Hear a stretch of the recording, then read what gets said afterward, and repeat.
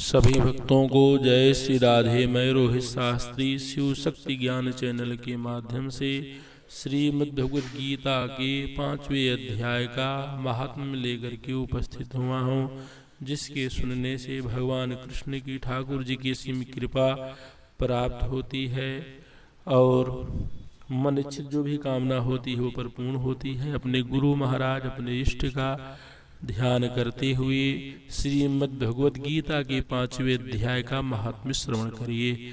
ओम मंगलम भगवान विष्णु मंगलम गरुणध्वजा मंगलम पुंडरीकाक्षं मंगलायतनो हरि।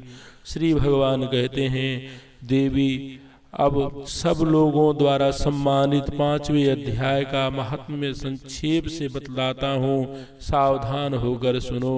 भद्र देश में पुरुकुत्सपुर नामक एक नगर है, उसमें पिंगल नामक का एक ब्राह्मण रहता था। वह वेद पाठी ब्राह्मणों के विख्यात वंश से जो सर्वदा निष्कलंक था उत्पन्न हुआ था, किंतु अपने कुल के लिए उचित वेद शास्त्रों के स्वाध्याय को छोड़कर ढोल आदि बजाते हुए उसने नाच गाने में मन लगाया। गीत नृत्य और बाजा बजाने की कला में परिश्रम करके पिंगल ने बड़ी प्रसिद्धि प्राप्त कर ली और उसी से उसका राजभवन में भी प्रवेश हो गया।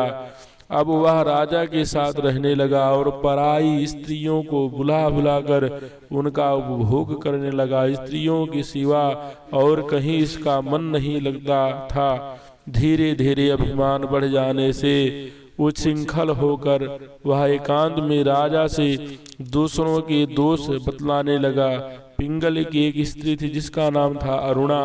वह नीच कुल में उत्पन्न हुई थी और कामी पुरुषों के साथ विहार करने की इच्छा से सदा उन्हीं की खोज में घूमा करती थी। उसने पति को अपने मार्ग का कंटक समझकर एक दिन आधी रात में घर के भीतर ही उसका सिर काट कर मार डाला और उसकी लाश को जमीन में गाड़ दिया। इस प्रकार प्राणों से वियुक्त होने पर वह यमलोक में पहुंचा और भीषण नरक का उपभोग करके निर्जन वन में गिद्ध हुआ।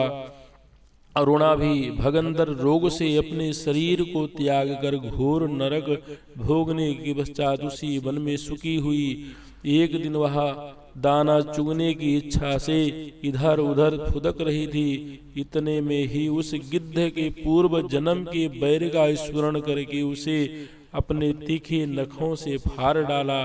सुखी घायल होकर पानी से भरी हुई मनुष्य की खोपड़ी में गिरी। गिद्ध पुनः उसकी ओर झपटा। इतने में ही जाल फैलाने वाले बहेलियों ने उसे भी बाणों का निशाना बनाया।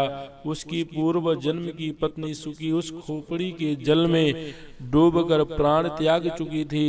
फिर वह क्रूर पक्षी भी उसी में गिरकर डूब गया। तब यमराज के दूत उन दोनों को यमराज के लोक में ले गए। वहां अपने पूर्व कृत पाप कर्म को याद करके दोनों ही भयभीत हो रहे थे।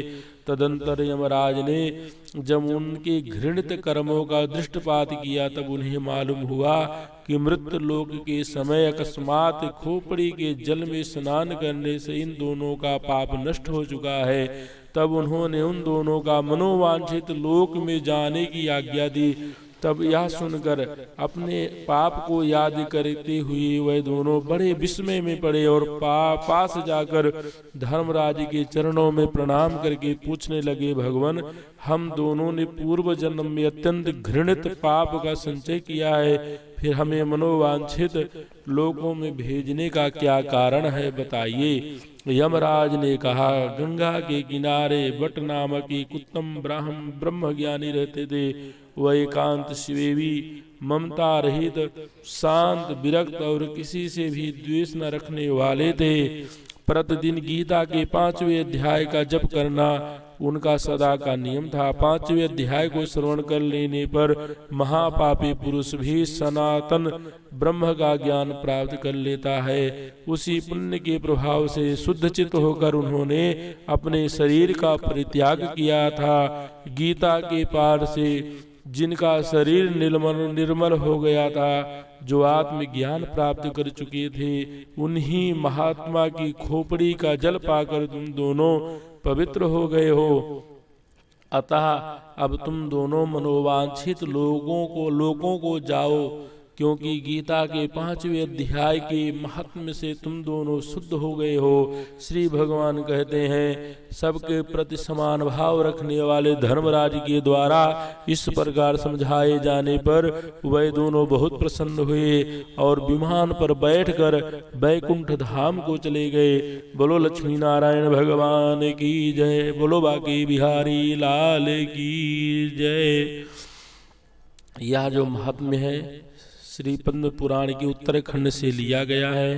सभी भक्तों को जय श्री राधे। भगवान सबके ऊपर कृपा करें, सबकी मनोकामनाएं पूर्ण करें, सब सुखी रहे। जय श्री राम।